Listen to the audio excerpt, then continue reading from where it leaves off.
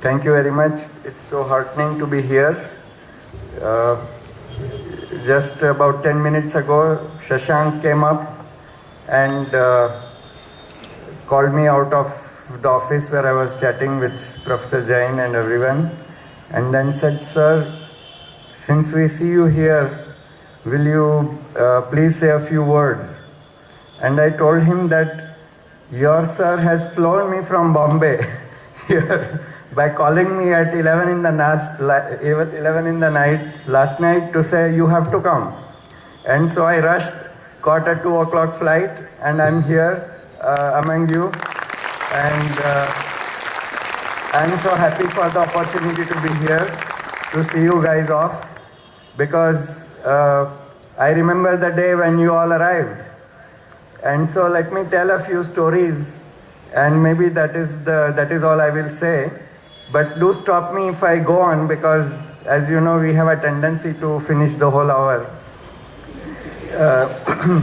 So I'll just say a few things, and it might amuse you. And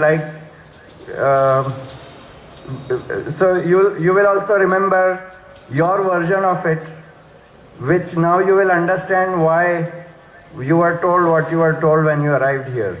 So one of the first amusing things was that I arrived here maybe a few weeks before finally I arrived only on some 23rd of July. And the institute was supposed to start by 4th of August or something like that. Of course, we had made earlier visits, and in earlier visits we had identified, we were so lucky with the Adani group. They were willing to give us that building. And then I had already learned my alphabet all over again, going around this college, A, B, C, D, H, I, J, K, L. And I used to get completely lost. I had no idea where I was, and I had to look here and then, like Bruce Lee, who has to check among the mirrors which is the right guy and which are the mirrors. I had to check which is the direction in which you can actually go and which is just a door there but which doesn't open anywhere. So I had to get used to all this. And then Patel sir was kind. Once we managed to get the house, we looked over there where to make the mess, and they said, well, do it in the stilts below, and that looked like the wrong place to do it.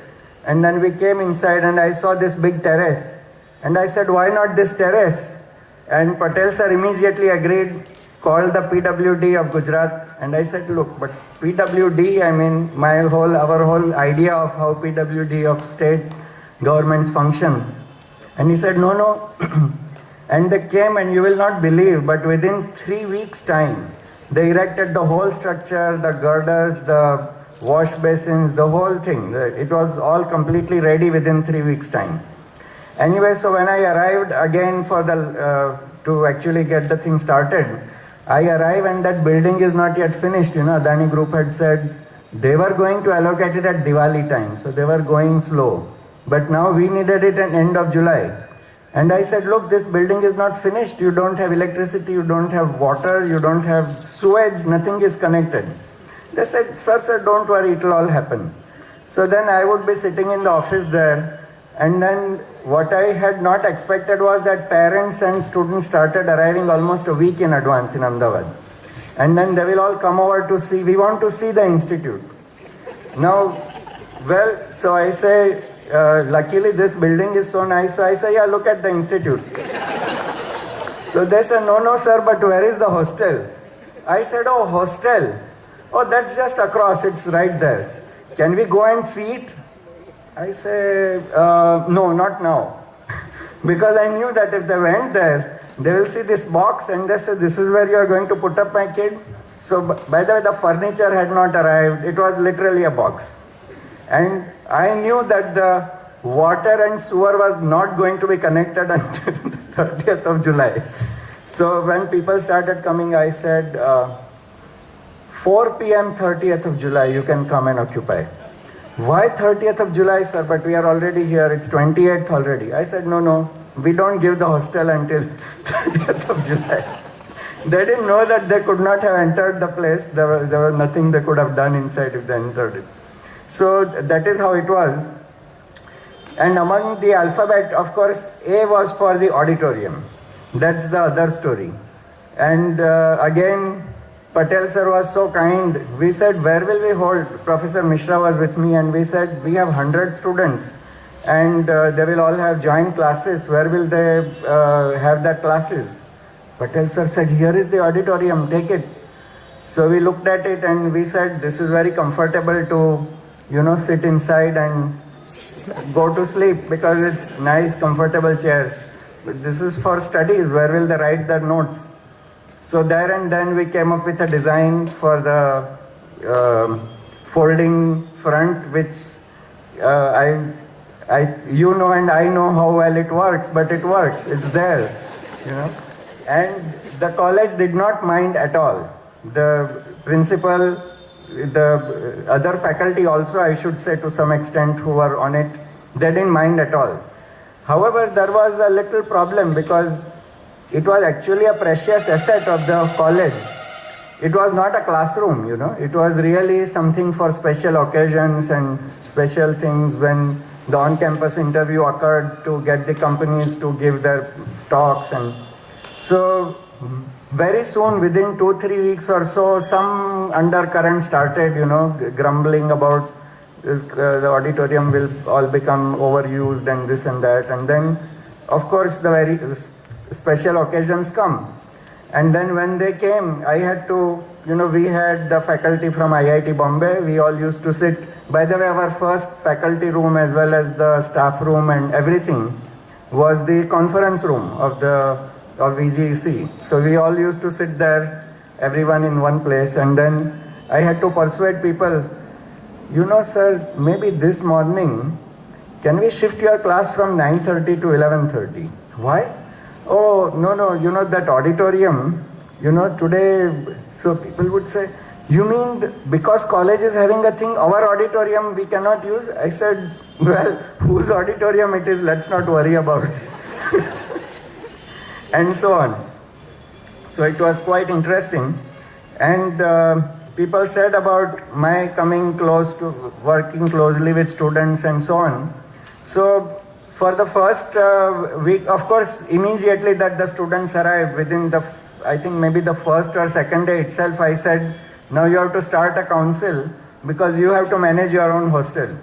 Oh, there is this other little thing that we got one building, and so the question was, where will the girls stay? So people said, oh, DIICT there, they have a girls' hostel, and there is some other place where there is a girls' hostel. So it's only a 15-minute ride from here. I said, no, but why 15-minute ride when they can be across? There are enough rooms. So we will put up girls in the same building. We'll just identify one floor where the girls are there. There were so many concerns about it. Will the parents accept it? I said, well, so some parents came and then they said, where will the girls be? I said, well, third floor. So they didn't say anything, they went away. So I was happy, I didn't have to do anything about it. And so on it went. But the real agents who brought me close to the students were the mosquitoes. So come the month of,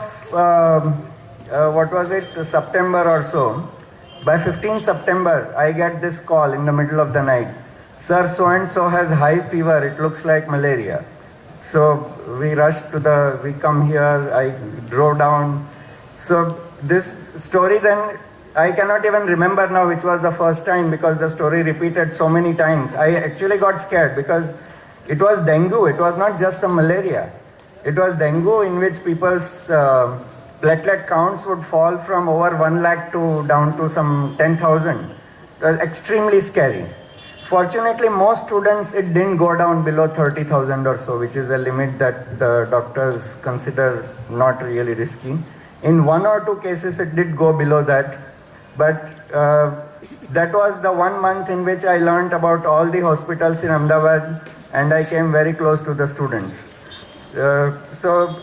And fortunately, touch wood, they all got over the mosquito menace all right. They became healthier, I hope. And then we got all kinds of mesh installed and mosquito coils and all kinds of things were given out, and all kinds of advisories and warnings, and drink this water and don't drink that, don't eat that. And of course, there was also, I will not go into how the stilts of the building were used for playing ping pong, which got me the calls from the neighbors usually at 12 in the night. Sir, your students are still not sleeping and I can't sleep because my kid has now gone to sleep. Now that the kid has gone to sleep, I have to go to sleep, otherwise when the kid gets, etc.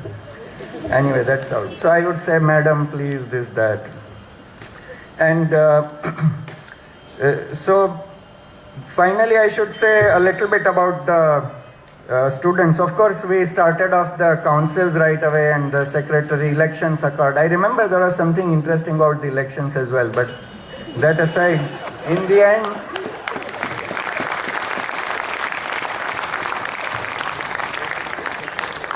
so there was, then the inter-IIT came. So we managed to, of course, get our coach from IIT Bombay, who, by the way, I should say to people who don't know that IIT Bombay people did a great job in getting the place going.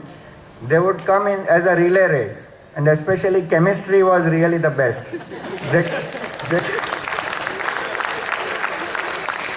Six of them came to teach one course, but they really came with great devotion. It's just that they could not spare more time, so they shared it among themselves and made sure that the three sub-disciplines of chemistry, each sub-discipline was divided in by two colleagues, and so six of them came like a relay race and taught the whole thing. And we also had, by that time, the government started the knowledge network and they installed the high definition devoted line between here and IIT Bombay, and I think one of the courses was taught from IIT Bombay by using that HD connection. And then comes inter-IIT. So, of course, we broke into inter-IIT partly because Professor Mishra, in the directors meeting, he forced it on the older IITs to accept the newer IITs to go, and I think IIT Gandhinagar was the only one that went. And the older IITs put a limit of 10 or 12 or something. So the interesting thing here was, and this is also tells you about the spirit of the IIT students. One of the students I will not mention because I don't know whether I'm embarrassing the person or not, but this person was very good at one sport, and so we were hoping that there will be participation in this particular sport. And suddenly one day the coach came and said, sir, but no, this person will not participate. So I called this person and said, what is the problem? You are ready to go. And then this person thinks over and says, no sir, I cannot go. I said, why? So he says, I have to study. He said, study in December? So now came the answer. Yes, I want to study now so that in next summer I can get good internship, so that the next summer I can get internship abroad, so that I have enough material to get a BTech project at one of the standard IITs, so that I have good recommendation letters, so that I can get into a leading university in the US for masters, so that I do a PhD and do an excellent PhD to become a professor at Stanford.